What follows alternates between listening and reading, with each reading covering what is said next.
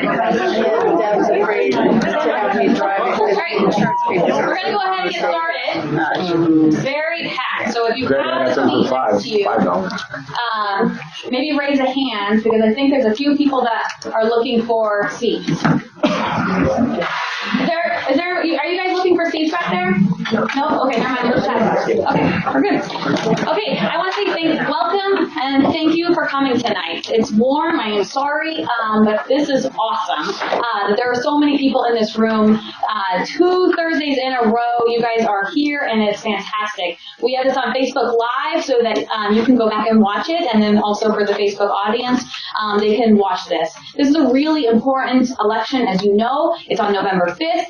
You can also apply for absentee ballots now and get your absentee ballots. You can still do voter registration because all of the voters voted for Proposition 3 last fall, which is fantastic. And so you can do same-day voter registration. So please make sure you check your registration status, and if you want to do absentee, you don't have to have an excuse anymore. My name is Amy Yerstedt. I'm a member with the League of Women Voters of the Eastern Upper Peninsula, and this is a nonpartisan candidate forum, which means the League does not support or oppose candidates or parties. We really believe in civic engagement and civic dialogue, and we don't want anyone to feel pressured. So if you have a campaign button or any campaign literature, we ask that you put it in the back table outside this hall, because not everybody has made up their mind, and we all have a right to hear and not feel pressured to vote a certain way right now, because right now these members are going to tell you what their priorities are, and we're really excited to hear it. I think that's it. You have ground rules, and if you don't, we have them in the back. But I can tell you, basically, the thing is that, like I said, it's not partisan, so there's no candidate information. We want you to refrain from any kind of emotional outburst. So if you love what they say, and I'm sure that you will, we don't want you to celebrate it. You can celebrate it at the very end. We only have an hour to do this, and so we want to make sure we can get as many questions as possible. And with 7 candidates, we're not going to have a lot of questions, unfortunately. So if we can move it quickly, we will. And be respectful, no hissing, no nothing, and if you think that's not an issue, but I've held other candidate forums and people do hiss, and that is unfortunate. So, like I said, keep your emotional outbursts to yourself, at the very end you'll apply. If you'd like to join the League, please do. Visit our Facebook page at LWVEUP. We would love for all of you, every single one of you, to join the organization, to participate, to at least read the emails that we have in our Facebook. We really would love to see this kind of audience all the time. And in 2 weeks, we're having a census forum, which is incredibly important because these members, whoever is elected, and the other members on our city commission and the mayor, will be dealing with resources. And if we don't get enough people answering that census, we're going to be losing $18,000 per person for the next 10 years. So census is a huge thing. So come back in 2 weeks to Bayless at 7 to learn more about the census and how incredibly important it is to our community. All right, take a deep breath. Lastly, this is Ken Hopper. I asked Ken if he would be our moderator. We let you volunteers, and Ken graciously said he would do it. So please be kind to him because this is his first time, and I am very mean. So he's going to go through my training. And as you know, Bird's Eye Outfitters is fantastic, and so please go and support his business. And I'm going to let Ken take it from here. You got it? I do. All right, cool. I appreciate everyone coming. I'm thinking we should have an election all the time because this is a great community gathering. Every Thursday sounds like a good time to do this. We may as well do that. If you can't hear me, let me know. I have levels of volume, and I can increase my volume or decrease it so I don't yell in Timmy's ear over here or back at Robin. Make sure you let me know. Okay, so being as we have 7 candidates here, and we want a time at the end to have a meet and greet. We want to be respectful of everyone's time, and that's a reminder to you guys as well as you. We're going to have 2 minutes to have your opening comments, and then 1 minute there afterwards. Please refer to Allison. She's got the stop sign and the warning signs associated with that. So be respectful of your fellow candidates and be respectful of everyone's time here tonight, and pay attention to what's going on with the timing. 2 minutes to open, and then 1 minute response there afterwards. And we've already drawn cards so we know who goes first, and so on and so forth. Amy's already gone over the ground rules for it, and in the interest of time, you all probably want time to talk with the candidates afterwards, see what wasn't covered possibly in the questions tonight. So we want to allow time for that at the end. So if there are no further ado, no further questions, I think I can jump right into it. I'd be remiss if I didn't say thank you to Bayless Library for hosting. And we probably could have jumped to a bigger room, and that's a great thing. The League of Women Voters, I'd like to thank them for putting this together. Nobody else is doing this in the area, so hats off to them. Our volunteers tonight, timekeeper. We've got Kelly over here, Allison over there, myself, and whoever else is in the room, volunteering their time to help with this because they realize how important it is tonight. And then most importantly, our candidates, thanks for throwing your hat in the ring, guys. It's very important that you represent the general populace. So we can jump right into it. Let's see. Number one, Abby was lucky enough to draw the ace, so she's going to be going first tonight. Please feel free to come up with any questions on 3x5 cards if you don't have any. There's some available back there. If you raise your hand, nice and high. And then they'll be brought up here. We'll sift through them because there's probably going to be a lot of the same topic questions coming up. And then they'll be brought to me, and we'll get through them just as quick as we can. So there are two questions that we have that are already scripted. Beyond that, it's going to be audience questions. And then we also have Facebook Live, where people can type in questions and give those to the candidates as well. Okay. So, starting with Abby, first question. How do you plan to involve residents? Are we doing our intros? Yeah, we're doing. Oh, geez, sorry. We only have so much time. Go ahead. Danny, she's on it. She's on it right now. She's on it. Go with your intro. Okay, sounds good. All right, well, good evening, everyone. Thank you so much for coming today. Thank you to the League of Women Voters for hosting this forum, to the Bayless Public Library for having the location, and for all of the other candidates who stepped up to volunteer their time and to run. I know it's not always easy and it's a little bit scary to do, so thank you all for being a part of our community. So my name is Abby Bell. I was born and raised in Sault Ste. Marie, and I'm running to be your city one of your city commissioners.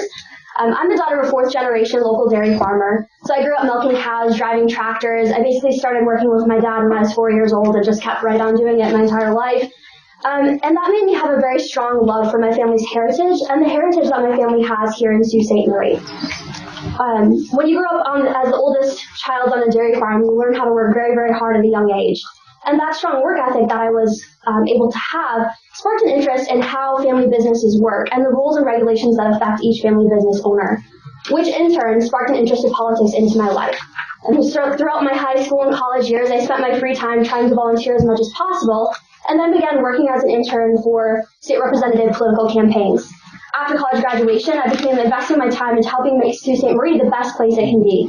I started with the Chamber of Commerce Leadership Program, which is an absolutely fantastic program. I encourage you all to do it. I started going to Women in Business, Young Professionals, and now serve as a member of the Community Services Board for the city. I'm running for City Commission because I believe in the potential of Sault Ste. Marie. I'm running because I believe we need to invest in our strengths, create a pro-business, pro-job environment, and retain the local talent in our area.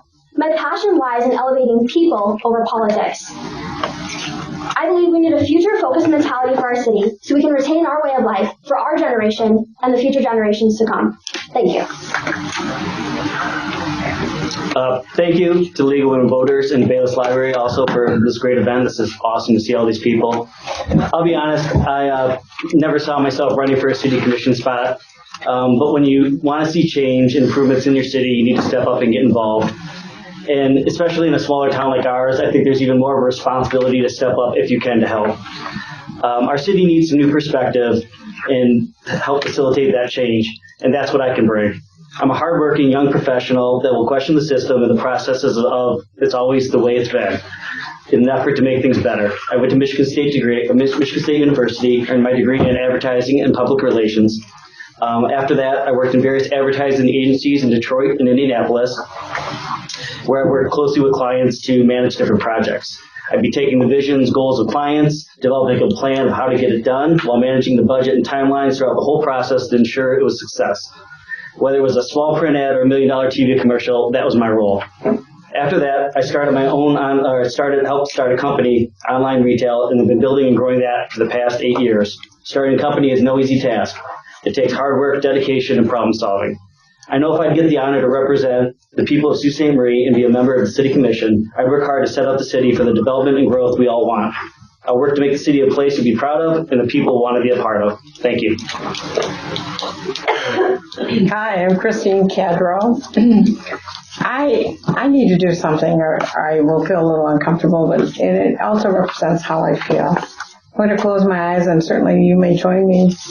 I pledge allegiance to the flag of the United States of America and to the republic for which it stands, one nation under God, indivisible, with liberty and justice for all. I'm an old grandma, an old school teacher, and I'm used to saying that. And I believe in our country. If in case I get a little tearful, I just put my husband in the hospital in tender care. He has a broken hip. So he's 80 years old and I'm almost 70. So I'm a little emotional with that. I was born and raised in Lower Michigan. I've lived up here almost 30 years. I've been involved with the Eastern Upper Peninsula all my life, from St. Ignace to the Sioux. I know the area really, really well. I was raised in a family that my father was in the automobile industry, in the all different facets of the automobile industry, and I was always very interested in that. He cried when I bought a Volkswagen.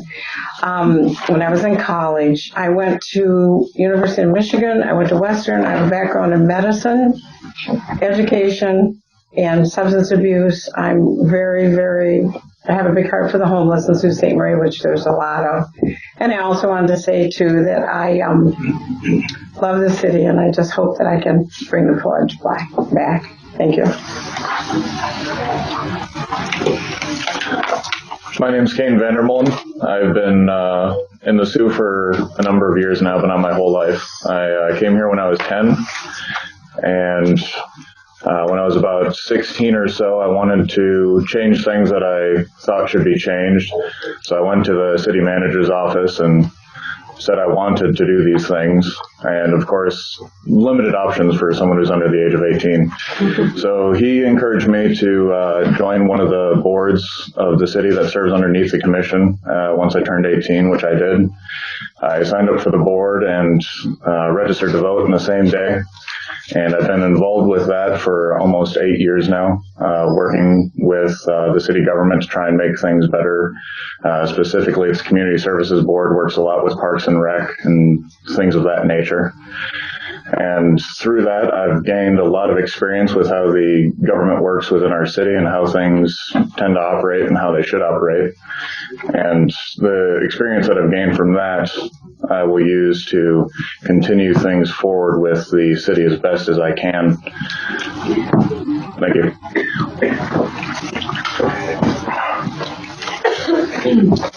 I'm going to stand up so you can hear me. Could everyone hear me?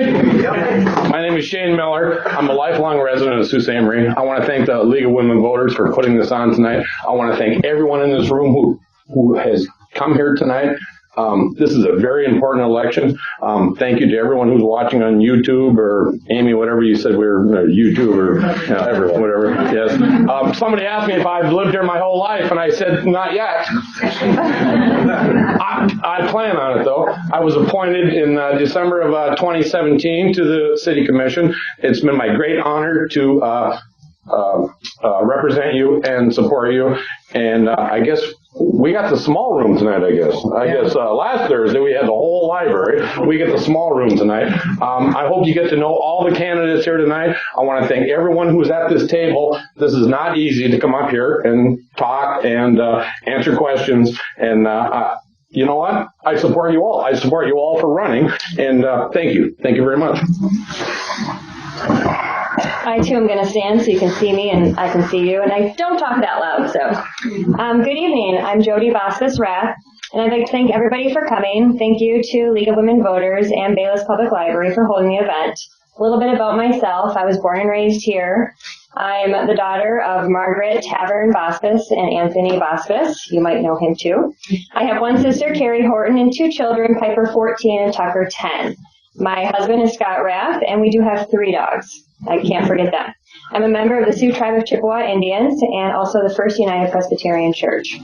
The city of Sault Ste. Marie is unlike anywhere else in the country. We are surrounded by amazing bodies of water. We enjoy all 4 seasons. I don't really like winter, but okay. All 4 seasons, and our Sioux Locks is truly one of a kind. Our city has so much to offer, but I know we can do even better, and I want to be part of it. I believe Sault Ste. Marie is a diamond in the rough, and everybody loves diamonds, right? We need our children to want to stay here. I want my kids to want to stay here. I don't want them to move away. My family is here. I want them to continue to want to be here. So now I've lost my place. But our community, that won't help. Our community and our people are amazing. We need to keep them in the area. I believe that if we continue on hosting more activities in our local arenas, parks, and facilities, and be able to offer safe places for our children and teens to play, then they'll want to stay too, and that'll create, 30 seconds. Okay, so I'm going to jump down.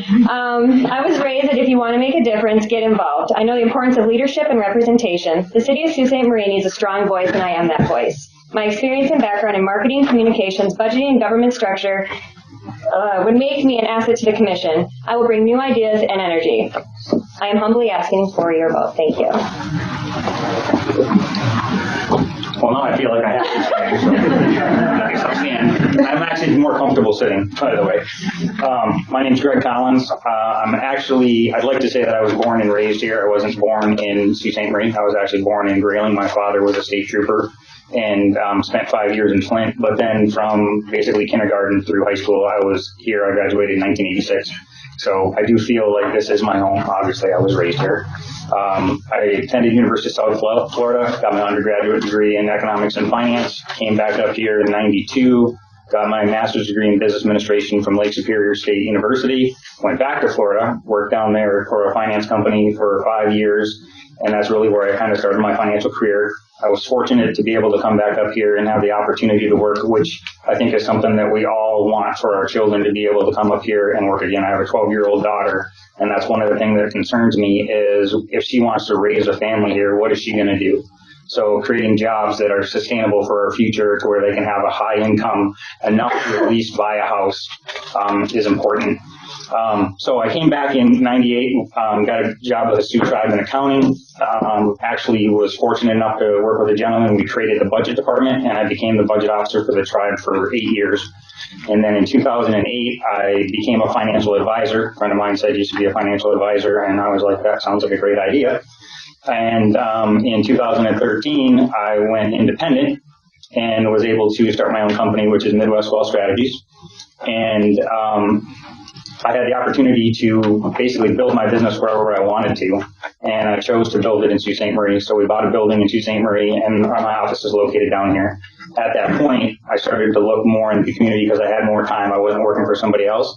I got involved with the DDA, and then I was with them for 2 years, and I was fortunate enough to get appointed to the City Commission. I've been on the City Commission for 2.5 years. I didn't get to talk about anything else, but we'll cover that later. She's going to stop me. Thank you. Okay, thank you, candidates, for your opening. Yes. Greg, you really didn't need to sit down because you're going. I'm going again? Yeah, nice. So it works. You are going to handle the first question. You've got 1 minute to respond. Great. What's the question? The question is, then we're going to go back to Abby there afterwards, but everybody's going to have the same question from here on out. Okay, great. How do you plan to involve residents in the decision-making process in our city? I think that when you look at the decision-making process, one of the things that I've noticed being on the commission is that we get our packets on a Thursday, and then that gives us, and that means the public gets their agenda packet on a Friday, and then we actually vote on a Monday. So we have 3 days to review it. The public has 2 days to review it. Is that really enough time for the public to get involved? I can tell you that just myself, and I figure that I'm a pretty smart guy, going through the packet in 3 days and trying to get the information is sometimes difficult. So maybe changing that structure as far as timeline. The other thing is that when you look at a lot of the community services boards that we have that are out there, I think that we can do a better job of working with those the boards that are out there and making those people feel more appreciated. If the people that are volunteering their time and they're not feeling appreciated for what they're doing, then why are they going to continue to do it? So I think that's something that's important that I will look forward to working towards.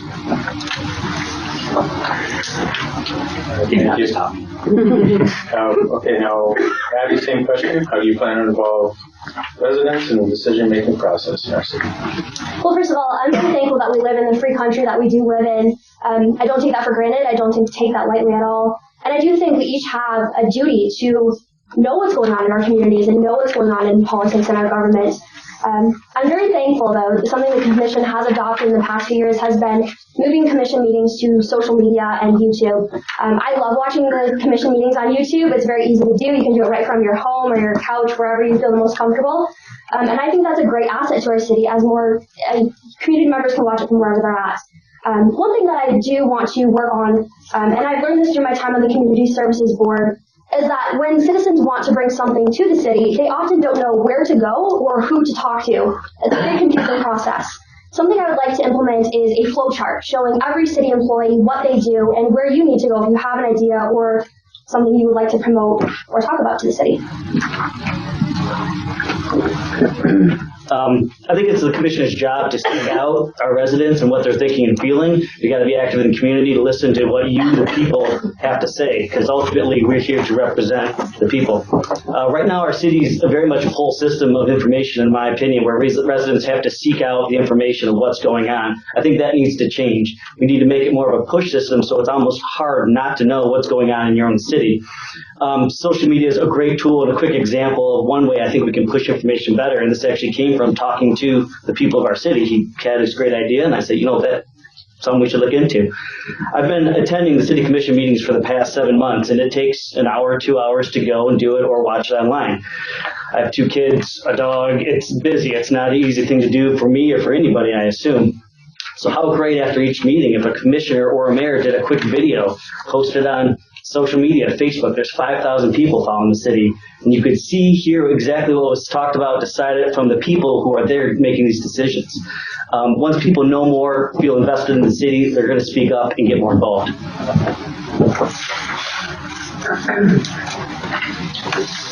How do you plan to involve residents in the decision-making process in our city? Well, first of all, I listen. I have a background in my bachelor's degree in communications, and I know effective communication is listening, both verbal and nonverbal. I also have many concerns across all social levels of people within the city. I came from a very, very affluent family downstate, and I had very, very affluent education, but that doesn't mean everyone's smart that goes to college. There's a lot of homeless people in this town, and I work with them as a volunteer for over 7 years through the Salvation Army, and they are part of our residents, and they need help, and there's a lot of help out there. So I certainly would like in the decision-making process to include them, because they are human beings and they have a lot to offer. Thank you. I definitely think that education is the route to go, making sure that the information is readily available and doing everything that is possible when someone is looking for that information to put it all in their hands, and even more so show them where everything else is so that they can continue to gobble up as much information as possible. Reaching out personally as a commissioner to people as much as possible and showing them where all of the information is available, and trying to make sure that things are as transparent as possible, I think are the things that will be most paramount in getting them involved in the decision-making process.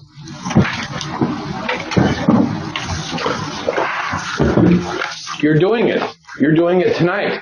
You're here for a candidates forum, which means that you're involved and that you want to be involved with the city and the process. Another thing that we can do is we can you can volunteer to be on a committee. You can volunteer to be on any type of committee or any forums that we have, and you can show up for, as I know Christine has been there for quite a few, and Chad, you've been there for 7 months. Come to a city commission meeting. Listen to what we're talking about. And you know what? I'm very, very approachable. Call me. We'll sit down, have a lunch, we'll have a breakfast, we'll do whatever you need to do. But if you want to get involved, get involved. And I think the first step of getting involved is what you did tonight. You came here and you listened to us. Thank you.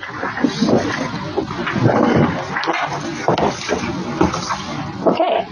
I want to continue to strengthen the transparency between city government and the residents of Sault Ste. Marie. Having the commission meetings televised certainly helps, and I want to continue to push those meetings as well as others on social media. Today, many residents get their information via internet on Facebook, Instagram, YouTube, as well as the newspaper and others. Using all the outlets of advertising and marketing will only help residents be informed. I will use my energy and commitment to make sure every resident knows about the upcoming meetings, public forums, open sessions, and so on. I'm very approachable. I will be available to the residents to voice their concerns, suggestions, and issues. I am your voice, and I'm here to listen. Knowledge is power. Thank you. Okay. Thank you.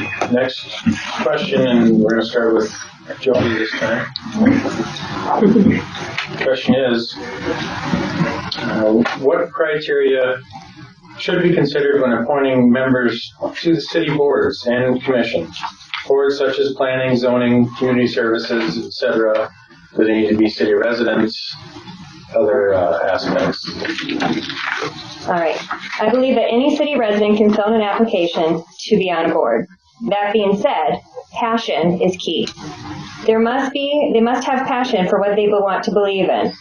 Also the drive to want to learn and to understand the board. Sometimes you don't know what the board that you're going to be on is about, so you have to be open to learn and want to understand it. Certain boards I feel need criteria as well. Maybe it's education, maybe it's experience, availability. But getting involved in your community takes time, effort, passion, drive, and the want to make a difference. And I applaud anyone who puts themselves out there. It's not easy. Thank you.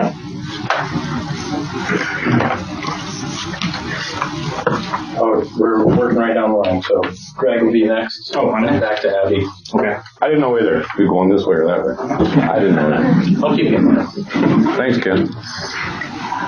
The current process we have as far as for appointing is this: they have to be a city resident and they fill out an application listing what they're interested in.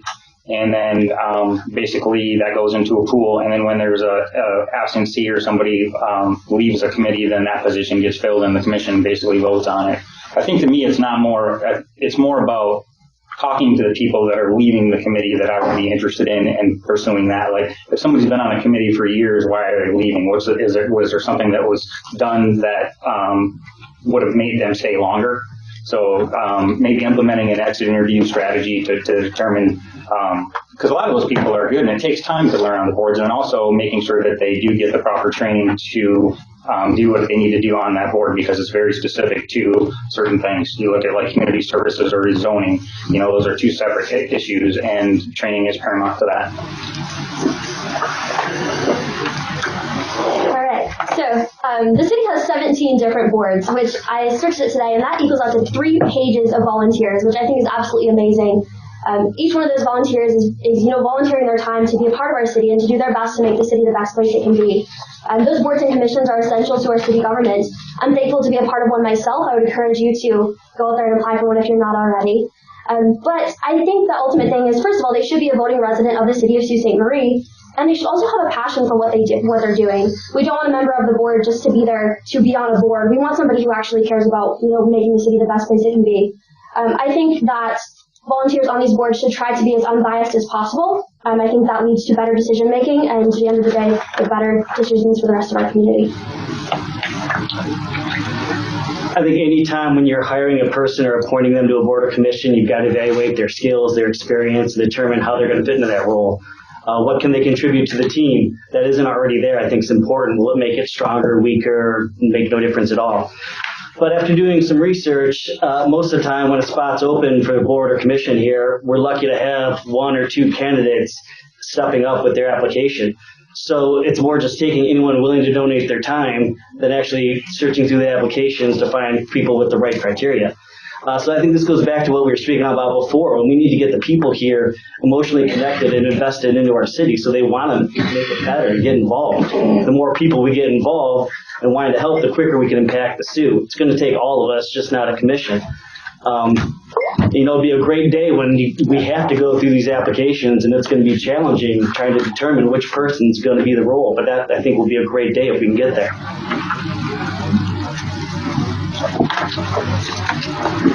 My criteria for appointing board members to the board and commissions would be a diversity of backgrounds. I certainly support the wisdom of older people, and I certainly support and look for the energy of the youth and their new and fresh ideas. I think that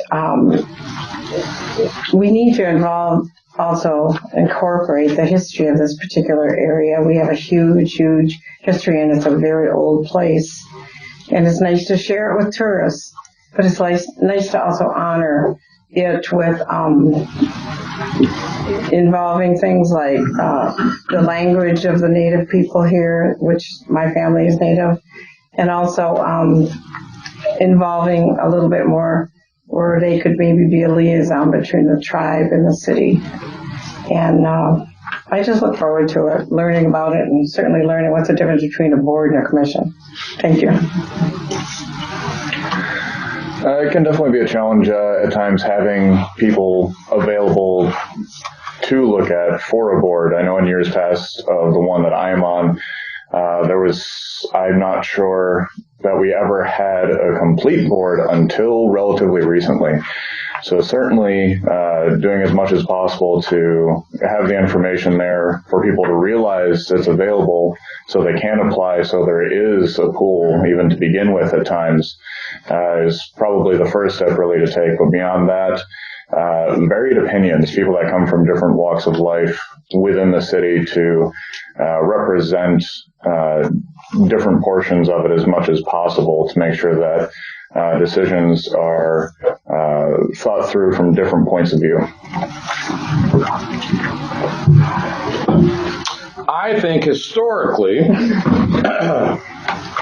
people who are appointed to boards and commissions have been city residents, city voters. I agree with that. Until you get to a point where if someone doesn't want to be on a board, or if you have if you have an opening and no one's applying for it, I think if you have a passion for the board, if you have I've been on the commission now just under 2 years, and I know that there was a gentleman that wanted to be on our local EDC board. He was from the St. Ignace area, but he had a passion for it. He has a love for Sault Ste. Marie. He works in Sault Ste. Marie. I think maybe he should be able to get on the board. But what you need to know, too, is that this is all, the mayor has the discretion to put people on the board. And my phone's going off, and I apologize. I thought I shut it off. I need your minutes up. Was that you, Allison? Okay, thanks for those responses. We're going right back to you then, Shane. Okay. We're going to go into questions that, and a lot of respect for the candidates here, because these are questions that we're not prepared for, and this is kind of why we're here, so that we can. Oh, he's setting me up for some. A feel for, what a non-canned response will be like, and how people feel about these particular subjects. So, first question, we're going to Shane to start with, and then we'll go Jody, then Greg. 2 days ago, Marquette passed an ordinance to allow recreational marijuana dispensaries in the city limits. Other local entities such as Detour and Dapper have made strides in that direction. So basically, how do you feel about recreational marijuana dispensaries in Sault Ste. Marie? First of all, I'm not anti-marijuana. I got a few emails and texts about being anti-marijuana. It was my motion to not have recreational marijuana, the manufacturing of marijuana inside the city limits I think it was about a year ago, maybe 9-10 months ago. I'm not anti-marijuana. But when the law was passed in the state of Michigan did not have a clear plan on how they were going to collect the money, how things were going to be done, and it was my motion to not have it inside the city limits just for 1 year. And I think it's going to be coming up again here. We're going to be discussing it again, whatever. But if we're gonna have it in Sault Ste. Marie, we want to make sure that we're collecting taxes for it. We want to make sure that we do it the right way, and we want to make sure that we're doing it the way the state of Michigan wants to do it. They had the most horrible plan to do it, and I'm telling you right now, we only had a short window of time. I'd only been on the commission. Stop, it says. I knew this question was going to come up probably. It's a hot topic, but the commission did choose to opt out of it last year. Same kind of thing. We can always opt in, and to me, I think we need to wait for the guidelines set by the state. I'm not against medical marijuana. Personally, I don't do the other, so, but I don't judge either. So, but I feel for our city that we just need to wait for the state to make up their mind and set the guidelines. Thank you. So when this was brought to the commission initially, I voted no for it as well. And at the time, the thought process was to wait for the state of Michigan to have their ducks in a row. The problem that I have, or the dilemma that I have, is that I have the right to carry marijuana. I have the right to smoke marijuana. The only problem I have is I don't have any place to buy it other than a drug dealer, right?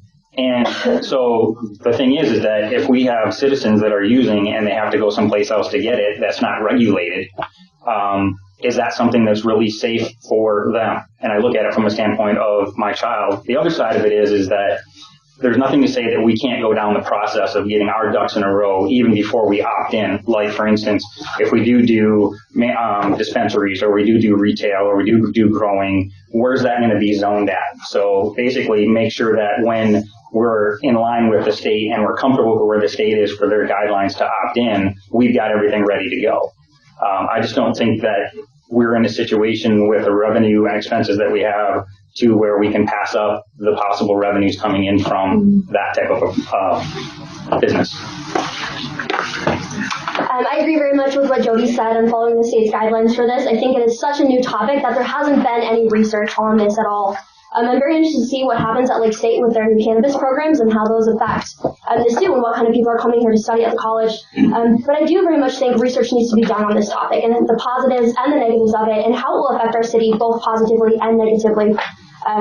So I've been doing research myself, but I think right now we do need to wait and we do need to follow what the state's going to be putting out, because I think saying we need to establish this right away, we need to do this, we need to get on it right now is kind of a scare tactic. And I don't think that's the way we should operate in our city government. Regardless of your feelings, it's legal, it's here, it's not going anywhere. So I think we need to shift focus away from the emotional part and really look at the facts, the pros and the cons. Is it going to create a lot of jobs? Is it going to bring a lot of revenue to the city? Is it going to give people to the city? Negatives, how is the police force going to deal with this type of thing, and the youth and all that stuff? So I think we got to look through everything. What other cities in Michigan or around the states, what kind of ordinances and laws they put to it. You got to look at the pros and cons, and ultimately at the end of the day, what's best for the city is going to make the decision. I also, if I was on the commission and this came up in the initial stage, I would vote no against it. I have a lot of personal experience. I'm a recovering alcoholic and drug addict, and my drug of choice is marijuana. I quit smoking it years ago. I did get it from the emergency room doctors where I worked downstate. I've held a lot of dying children and that have died, committed suicide, and OD'd on things, starting with marijuana and also with marijuana. It's not in any pure form. It's sold in forms of spices now, and it's just not something that's appropriate. In a pure form, I suppose it's appropriate. As Native person, we think of it as medicine, but we don't know how to use it as medicine. I was a public school teacher also, and just found that there was a lot of turning of heads and eyes, and it was allowed everywhere, and you can't get on top of it totally. Thank you. Right now, the state has emergency laws in place, but unfortunately, they could all change on a dime as they actually solidify what they're going to do with it. I personally think that it is best for municipalities to wait and see what the concrete regulations are going to be and go from there. I definitely think that it's going to be something that comes one way or the other. It's just one of those things where, unfortunately, with most government, it goes a lot slower than people would like it to. Okay. It's going to be me again, isn't it? Yep. Hand raised for another one. Okay, Kane. Starting with Kane, then Shane, and then I can't rhyme anymore after that. How about retain? Retain. Okay. This has come up quite a bit in conversation, but as a city commissioner, will you support more access to the waterfront, and what specific steps will you take to address this issue? Certainly as much as humanly possible. It's challenging with our waterfront because a lot of it is owned by entities that are not the city. Any way, shape, or form that we can develop any of it, I would certainly support. I don't have any specific examples, but anywhere where it's possible, it's definitely something I'd be interested in doing. I think developing our waterfront is very important, but as Kane said, to what extent, to what point? I mean, a lot of this is a canal. This is the Corps of Engineers canal. So I mean, how much can you develop? Parks and recreation, we can develop that, but we only have so much we can do. But I would support any development on any city property or private property waterfront that we could do. I would support that. But just keep in mind, it's a lot of Corps of Engineers. We got nothing to do with a lot of that.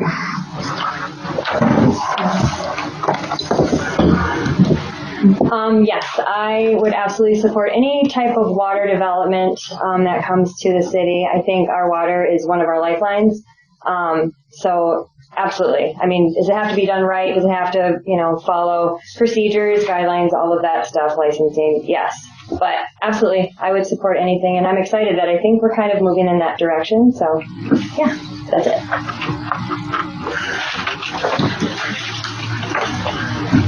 Yeah, I definitely support waterfront development. I think the thing is that when you look at the waterfront development, I mean, we have the $20 million grant that's coming in that we received to do the carbide dock and then the new fishery facility with the partnership with LSSU. So that's a move in the right direction. It's interesting. We were over in Marquette this weekend, and when I was talking to people over there, they said the biggest change that made a difference to their community is when they put the bike path in along the water. So I think that and they said it brought the community together. And if you really look at Marquette compared to Sault Ste. Marie, I'd much rather be here any day of the week. I don't think there's anything over there that they have other than the fact that this, from what they told me, this bike path made a big difference as far as the community coming together. So we've got the bike path waterway going down the canal that's scheduled to be done. That should be helpful. And then we've got water, the sidewalks being basically on our plan to actually go past the water treatment plant and all the way down to Clyde's. So we're definitely moving in the right direction. Thank you. Yes, I would absolutely support waterfront development. I think it's essential to the life of our city. I think it would bring a lot of revenue into our city with people going into different businesses, that sort of thing. If any of you have been down to St. Ignace, I love their boardwalk. Their boardwalk gives access to all of their different restaurants, their stores, their splash pads. They have fireworks every Saturday night. I think that is a huge thing that we don't have yet, and I'd like to see that happening. I think there's a lot of grants out there that we can apply for that would help us get to that point. Sherman Park, there's a ton we can do over there. Rotary Island Park, they've done a great job with that, with their paddleboarding. And I think we can see that, continually growing. I love to paddleboard, my parents love to paddleboard, and just growing those outdoor activities because we're inside most of the year. We need to take advantage of the time that we do have outside. I mean, the water is one of the main reasons me and my family moved to the Sioux. From what I understand, it's been a goal on the commission and with the mayor for the past 20 some years, or long time. It's always, that's a goal. But at what point is that just words on a goal sheet with nothing really happening? I mean, we need to develop a board that focuses on that specifically and get a plan, get a vision, and attack it. It's not going to be easy. There's going to be the Corps of Engineers and people saying no, but just because it's difficult doesn't mean you shouldn't work for it or stop or whatever. So it's so important to the city, and developing that will attract more people. It'll make people here more happy to live here because they can enjoy it better. So it's time to take action instead of just talking about it, in my opinion. I'm very familiar with Waterfront. I was born and raised on Lake Huron, both down near in Port Huron and the Cedarville area too. I do need to remind people about riparian rights. I worked a lot in land developments, selling real estate in lower Michigan, both residential and commercial real estate, and there's a lot to do with riparian rights and engineering and who really owns waterfront and who owns out into the water, depending on the survey. There's a lot of shady stuff that goes on. It needs to be watched very carefully. We need engineers, we need land attorneys and developmental attorneys to do this, but it's a wonderful thing. So are the boardwalks and so are the other things. And it is a very highlight. We need to make sure we have enough parking to facilitate people to come to the area and use our boardwalks. That's kind of a sticky wicket along the waterfront. We also have a lot of cleanup that needs to be done for appropriateness to put people in the water and near the water. Thanks. Okay, thank you, everyone. Right back to you, Christine. Yes. Business owners have a vested interest in the progress and success of the city. How can non-resident, tax-paying business owners get involved? Non-resident tax. I guess, could you just... If you own a business within the city limits, you're paying taxes. Right. How can they get involved in any decision-making processes within the city? You're not allowed to vote. Oh, serve on committees. So okay, like people that live on Sugar Island.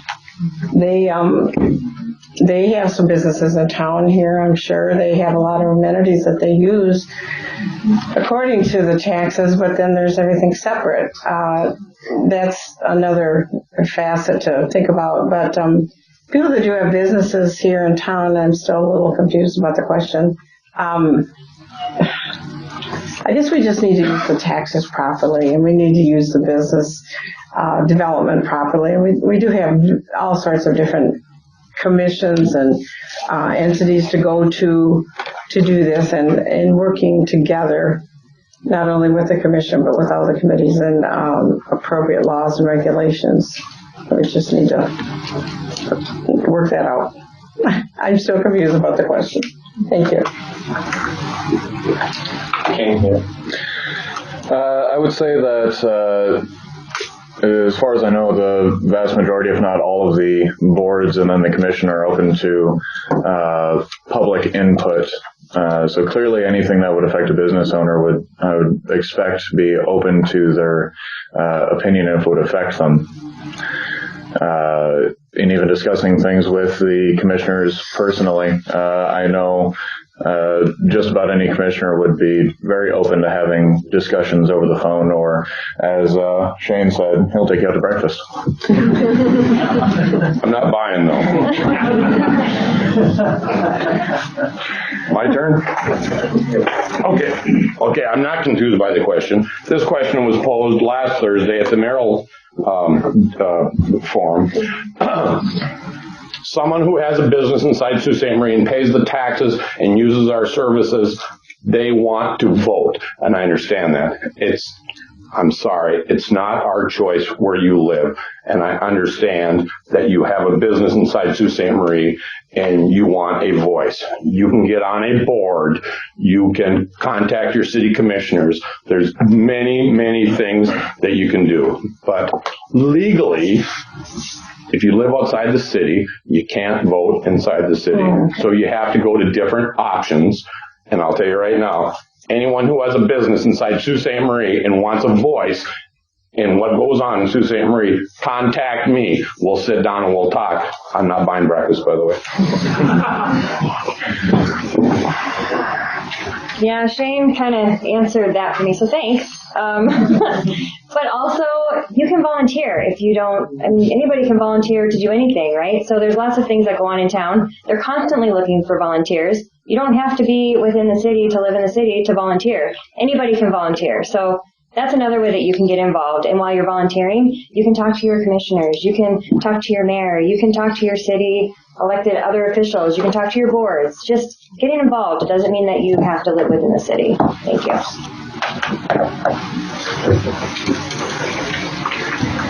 I would say that any business owner in the city, if they're not a resident, obviously they can contact anybody on the commission. We understand the value that they bring to the table and the amount of money that they've invested into the city.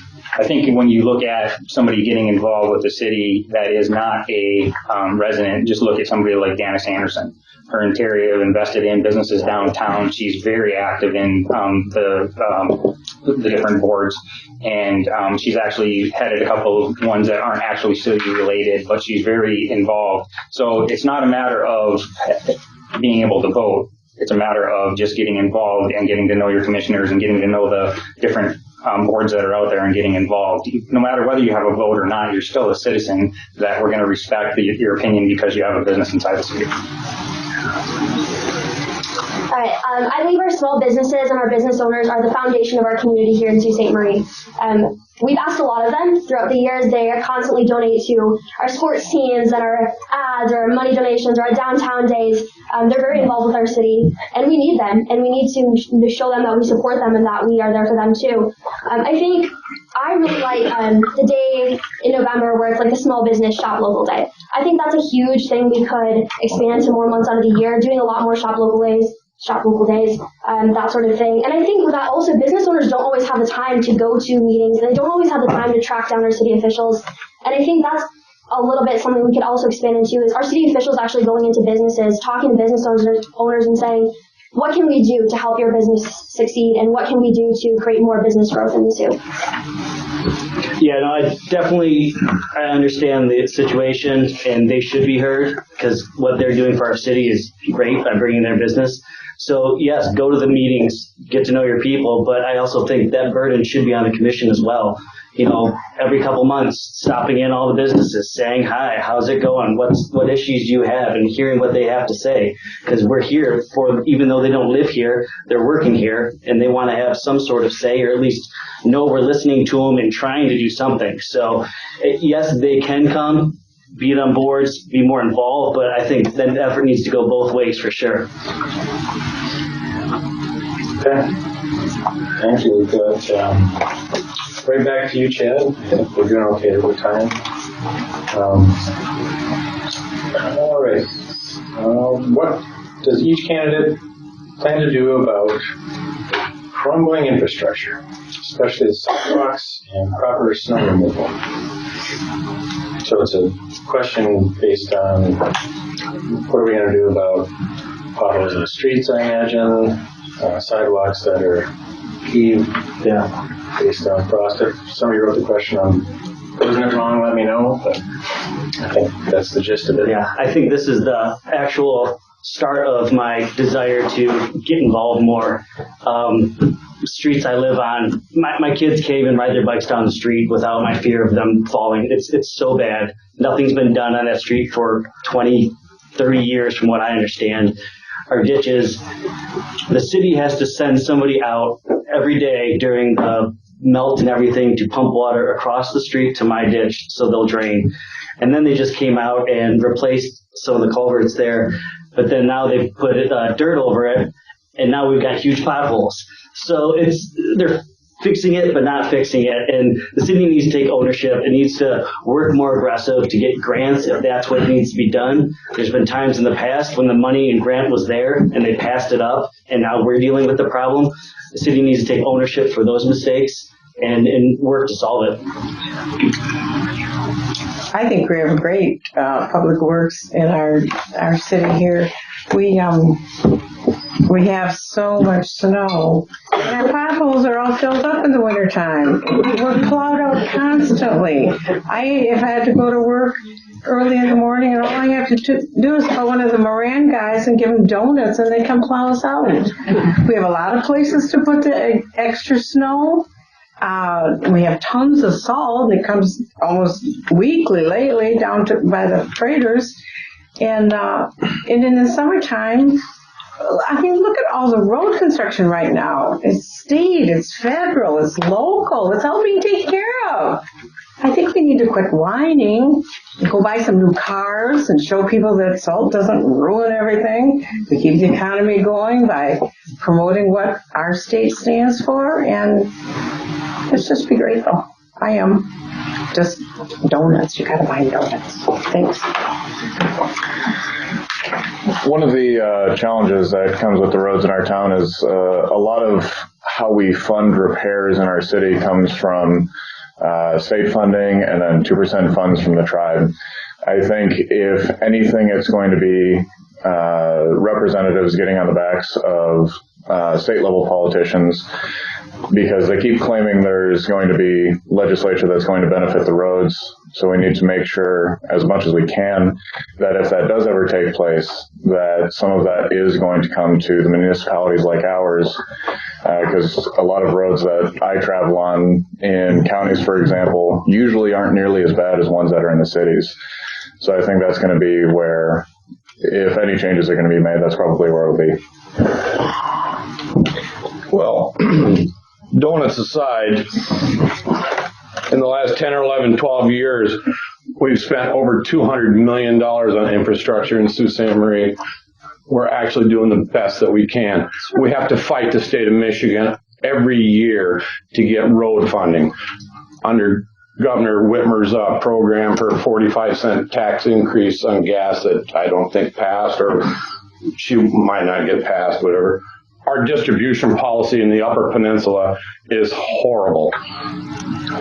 We only have about 3 or 4% of the population up here that votes, but we have so many thousands of miles of roads that need to be fixed. What we have to do is we have to partner with our state legislatures, our federal legislatures. We have to fight for every dollar we can get and fix every road that we can get. And I'll tell you right now, if we didn't have the 2% funds from the Sioux tribe, these roads would be a lot worse and people would be a lot madder than they are now. Thanks. Okay, yeah, I've lived here my whole life, so we can't help our weather and our roads. I think the city does the best that they can.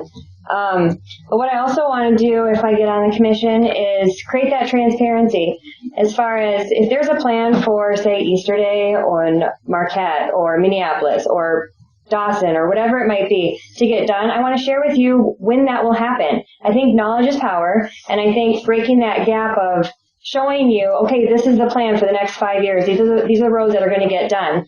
I think will definitely help and maybe make everybody a little bit happier knowing that eventually something's going to get done in that area and vice versa. So that's kind of where I stand. Thanks. So it's interesting to me that when you talk about the community getting involved and getting information, if you want to know what roads are going to be done in the next 5 years, go up to the website, pull up the CIP plan, which is Community Improvement Plan, and it'll show you what roads are scheduled to do it, that we've got on the docket to do it.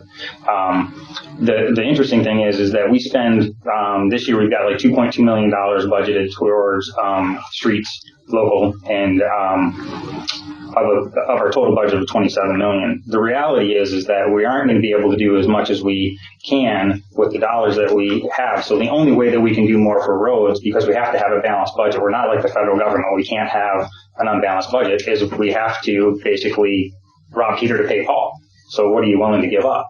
the other side of it is, like Chad was talking about where we live, that was actually going to be funded 90% grant. And the people out in our neighborhood back then chose not to have it funded.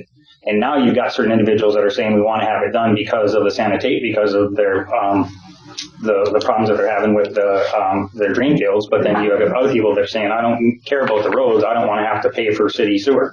I've got a drain field. All right. Well, first of all, I think our public works staff is they work very hard. They're covering a lot of ground. We do have a lot of different things that they're doing every day in our city. And I don't know everything about roads. I've never studied them before in my life. But I do think one thing that we do a lot in our city is we try to patch the holes or put a piece of duct tape over a crack rather than evaluating why are we constantly having these problems. And I know that our climate is a huge part of our terrible roads. But I think looking into new materials, I've heard a little bit about like rubber roads and how they might hold up better in our winter climate, and maybe looking at a little bit more high quality product so our roads do last longer and our residents can drive over them. I think some of the worst roads in town are the people who pay the most taxes are driving over those roads, and I don't think that is a great thing at all either. But definitely something I need to do some more research on and learn more about. Okay, right back to you. I think we've got time for a couple more questions. So right back to you, Abby. Okay. Do you see the university, Lake Superior State University, as a major asset to the city? And if so, how do you propose to strengthen that relationship? Yes, absolutely. Lake State is essential to our community, and the community is also essential to Lake State. We're a partnership together with each other. I would love to see internships happening with our city, our downtown, different business owners, that sort of thing. I think that is a huge opportunity for our college graduates graduating from Lake State. It is very, very hard to get a job in this town after graduating from college. And when we're looking at these Lake State grads and we want them to stay in our community, we want them to invest in our community, we need them to know that they'll have jobs here and that they'll be valued here. I would love to see the Believe in Blue campaign kind of resurfacing again. When I was in high school, it seemed like every different store had a Believe in Blue, plaque thing up there. I would love to see that community spirit at hockey games, at basketball games, and that sort of thing as well. Yeah, I think the Sioux and Lake State go hand in hand. They work together, and like with Lake State, with the Seabury Center that they're doing, that's a great asset. It's going to be to the city. Lake State draws new people in here, students, their families come to see it. So, I mean, together you can't have one without the other. And the support from the city to Lake State is great too. It's, going to hockey games, basketball games, and all that stuff. So I think it's incredible. Internships for the students would be a great opportunity for them to learn another way we could help the university and their students. So that's where that. When I moved here years ago, I was real disappointed because there were no things available in the public schools in the Sioux other than sports, and I came from an area where there was a lot of other things like music and culture and theater, and Lake State has filled the holes and the gaps for that for my children as they grew up, and now it's filled the gaps over the years for the public school children and helped develop some of the local dance and recital things too. I'm proud to have Lake State here. I know when I first moved here, I came from Ann Arbor, and everything was go blue, and I saw all these signs everywhere that said go blue, go Lakers, go Lakers. I thought, man, there's a lot of LA Laker fans in this town. I couldn't believe it. And blue, what the heck was blue? But being an alumni of U of M, I said go blue, and I'm sure glad Lake State is here, especially when I get to go swimming every morning there when the pool's open. Thank you. The college is a very vital asset, and I know that there are at least occasional discussions between the city and Lake State in developing that relationship, which I think has come a long way over the years. Developing it further is definitely going to be beneficial to both entities. Starting off with more discussions and essentially working together to see what can be done from both sides of the table to benefit both parties overall. Recently, there actually has been some pretty incredible deals between the two, but not really enough time to be mentioned here.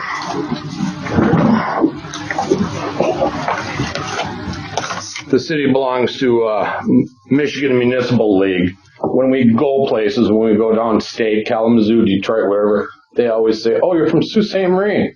Don't you have a university there? That's not right. We should be known as a university city. We should partner with the university as much as we can. I was there in 1986. My good friend Pete Stauber, who's a congressman now from Minnesota, when we have little get-togethers and whatnot, everybody left. Everybody left. But it comes back to jobs. It doesn't just come back to the university, it comes back to jobs. You've got to have jobs here to keep people here. When people graduate from Lake State, they go other places. We have one of the best universities ever. But when they graduate, they leave. So we have to go out and bring jobs to this town that people will want to stay for. Thanks. I too am a Lake State graduate, and I loved being a Laker, and I'm a Blue Liner today.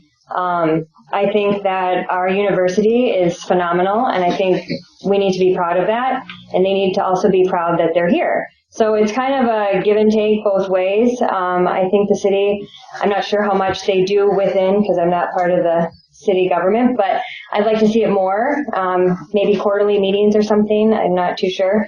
But we are a university town, and, the businesses benefit from the kids, and we need to keep our graduates here. We don't want them leaving and spending the 4 years here and then see you later, bye. We need to have them stay here. So, like Shane said, we need to have the jobs for them. Thank you. Thank you. Personally, growing up here and graduating from high school in 1986, to let you know how old I am, I've always felt there was a disconnection between the university and the city. And you can even look at that with the Sioux Eagles. Like, you head downtown and you've got Sioux Eagle signs out in front of businesses, and there's not really a lot of promoting. Now, is that the city's fault, or is that Lake Superior's fault? Because the Sioux Eagles have done a lot of marketing and promoting with inside the city to build that relationship. My point is that I think that the entities like Lake Superior State, the city, and the tribe literally work in kind of bubbles, and then they pull each other in when they need each other versus literally working together and going where we want to go. And the reality is the only way that we're going to go where we need to go is we need to bring in industrial and manufacturing jobs back to this community the same way that they were here in the 60s and 70s. Service-related jobs aren't going to give people the ability to buy homes. 56% of the people in the city rent. That means 44% of the people in the city pay 100% of the taxes. And if you want some people to be community-oriented, right, how many people are community-oriented if they don't actually own property in the city? That's right. So, jobs.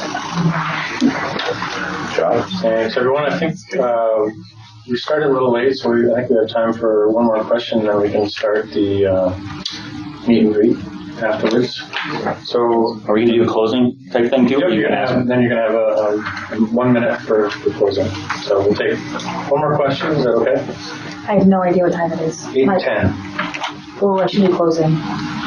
Okay. I don't have any questions.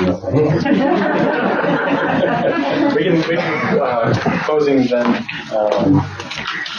We started with. Does anyone have to leave? Ask another question. Yeah. No, the library shuts. 8:30 is our mark, and we want you to be able to have voters come and talk. Okay. So closing was also done in the same manner as opening, as far as drawing cards and things. Greg? Well, I was number 2. Are you sure? I'm positive. Who was number 1 then? I thought I was number 2, but I can go first. Oh, wait a second. Maybe I was number 1. Yeah, I went from 7 in the morning. If nobody wants to go, I'll go. No, we got it. I'll go. That's right. How much time do I have? Yeah. 1 minute. 1 minute for your 14 minutes. All right. So I guess in closing, just to kind of give you guys a quick summary. So I'm not for doing the marijuana thing until the state has their basically ducks in a row. But I think that we need to make sure our ducks in a row so that when they're ready, we're ready. For us to wait for them to be ready and then us not do anything till then makes absolutely no business sense at all. Right? So if we're going to do it, then let's make sure we have our stuff in line. As far as the waterfront development, or a boardwalk like Sittingness, first of all, we don't own the property like Sittingness does, so we can't do the boardwalk like they have. I think right now we're doing everything we possibly can, and like I said earlier, I think that the having the bike path that goes all the way from Rotary Park and all the way to Sherman Park is something that's feasible, and we've actually talked about doing that. And then the other thing is that when we talked about bringing the community together and information, I mean, literally anytime anybody's ever called me, I call them back. I'm always there to listen to whatever their needs are and work with them. So my door is always open, and all you have to do is call or email me. Second was you, Abby. All right, so I'm just going to repeat a little bit of what I started with my intro. The reason I'm running is because we need jobs here. I'm the only one from my high school graduating class that stayed in the Sioux. Everybody else left. They took jobs elsewhere that paid more money. I'm here because I love the Sioux. I want to raise my future family here, and I want them to be able to have jobs and be able to raise their future families here. And I think that we need to really focus on that. I'm very pro-business, very pro-jobs, and I think we do that by looking at those regulations that we have in place right now and seeing if they're effective, if they're accomplishing anything, and if they're not, let's reevaluate them and see where we can go from there. I don't have any hidden agenda other than that. You can follow me. I have a Facebook page, Instagram page, as well as an email. You can just find me at Bell for Commissioner. So search me on there. I'd love to answer any questions you have. And if I don't have the answers to them, I'd be happy to learn and grow from the senior leadership that we have here. Thank you. God bless you. Yep. My main concern is manufacturing. This is a manufacturing state. It is a manufacturing, there's so many opportunities here. My father built a factory in Big Rapids once because of their availability for natural gas, and it was really a call for manufacturing to come to that town, and it was very successful. And the town also gave him, with that factory, 1 year free taxes. And they said to him once, we need to have some new lights at our football field. Could you kick in $3,000 and get new lights? He said, sure. You gave me free taxes for a year. They expanded tremendously. And there's all sorts of things to draw on for people that do have experience in manufacturing. And it can be way more than an incubator situation for manufacturing and growth here. And just by going with some creative people and some people with a lot of education and background will help. Thank you. Okay, Keane. There's a lot of things coming up that could be potentially good for the city, and we just need to do everything that we can to make sure we're in a good spot for them before they get here through the course of it, and to make sure we're in a good spot as things come to an end and other opportunities come up. Things like the lock project, potentiality of having marijuana industry, all of these things we're gonna need to make sure that we have the right steps beforehand, and getting the information out to people that want to get involved and to make sure they know and understand what's going on, so everyone's in the know and has a complete understanding of how things are operating. I've been involved for the better part of a decade now, and I think I can do some beneficial things for the city operating as commissioner. You can find me on Facebook, Kane Vandermolen for commissioner, and feel free to chat with me afterwards. Shane. I have no idea how much we can say in 1 minute, but I'm going to tell you right now, I'm a lifelong resident of Sault Ste. Marie. I was so proud and happy to be appointed in 2017. I'd like to continue being your city commissioner.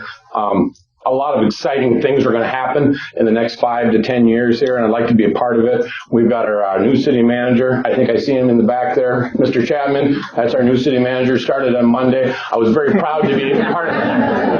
No, you'll be doing that in about 6 months. Don't do it tonight. I was very proud to be on the interview process with him, and I think this is just going to be such an exciting time for us.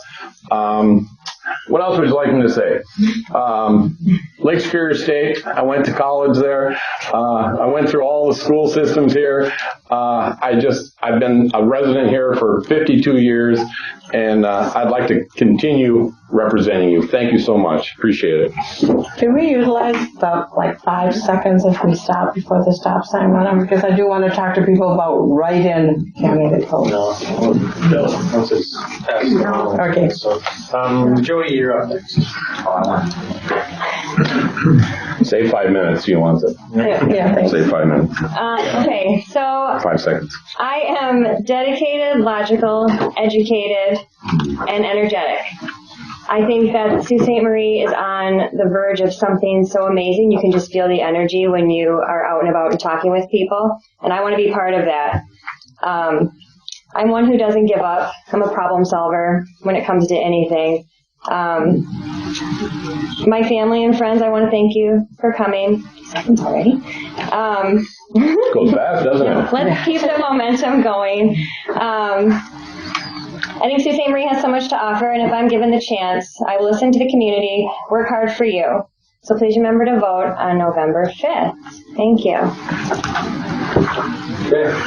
Last but not least, Chad. All right. I didn't grow up in Sault Ste. Marie. I lived in the suburbs of Detroit and Indianapolis. I've seen how other cities operate and run things. Having someone on your commission that didn't live and grow up here is what you should want. A commission gets stronger when the members have different experiences and backgrounds. And that is what I could bring to help challenge the commission and see things from a different viewpoint. 4 years ago, when we chose to move to the Sioux, it was the best decision we ever made. The Sioux is such an incredible place. The people are wonderful and the location is unique. The crazy part is there's so much potential to make our city even better. I want to work to make the Sioux a place where everyone will be proud to live and call home. I want to make the Sioux a place that when people come to visit, like we did every summer, they want to stay. Change needs to be made. I know change is never easy because it can take you out of your comfort zone. But until you do, you never know what you're capable of, what this city is capable of. I hope come election day you vote for Emo. Give me the chance and the honor to work for you to help guide our city into the future. Thank you. Thank you. Thanks, guys.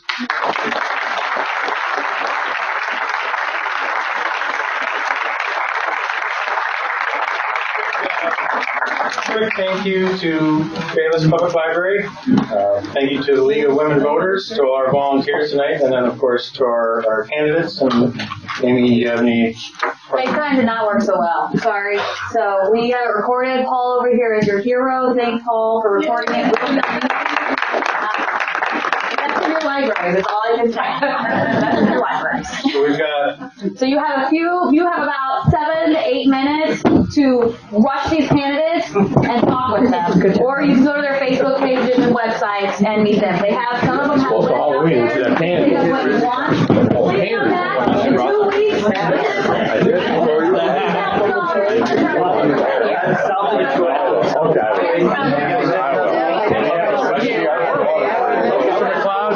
Thank you so much.